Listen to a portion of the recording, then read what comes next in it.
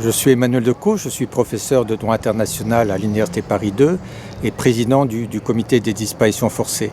Ce comité a été élu il y a 4 ans maintenant, à la suite de l'entrée en vigueur de la Convention internationale pour la protection de toutes les personnes contre les disparitions forcées, qui a eu lieu le 23 décembre 2010. Et donc nous avons un bilan de 4 ans d'exercice après un premier mandat. Les membres du comité peuvent faire 2 mandats consécutifs. Nous sommes donc à un tournant, une sorte de bilan d'étape. Et je crois que les 10 experts du comité, en 4 ans, ont fait le maximum pour que le comité fonctionne bien, avec un départ rapide, professionnel, efficace, tout en respectant les règles d'impartialité. Je crois que c'est un bon départ. Nous avons mis en place tous les outils prévus par la Convention, notamment le système de rapport, qui est une contrainte pour les États, mais qui est indispensable pour faire un bilan de démarrage. Nous avons aussi des procédures confidentielles, des procédures de plainte classique, c'est l'article 31, et puis une procédure d'appel urgent, c'est l'article 30. Tout ça est déjà expérimenté et fait l'objet d'un bilan annuel dans les rapports du comité, mais je crois qu'on peut faire un bilan consolidé.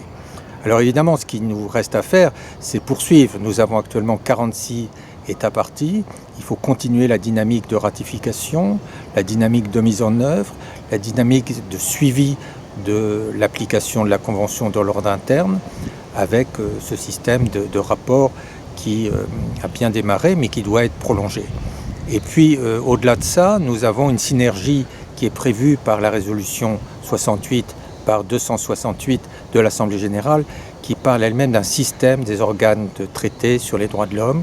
Et nous avons des rapports réguliers avec les autres comités sur le plan bilatéral, en particulier avec le comité des droits de l'homme ou le comité contre la torture, et puis sur le plan multilatéral, puisque chaque année, il y a une réunion des présidents de comités.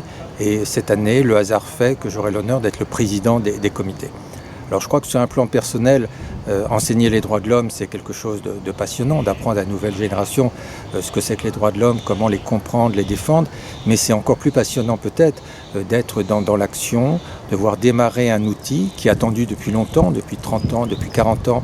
Des États comme la France ou l'Argentine et d'autres se mobilisent pour que cette convention existe et se développe.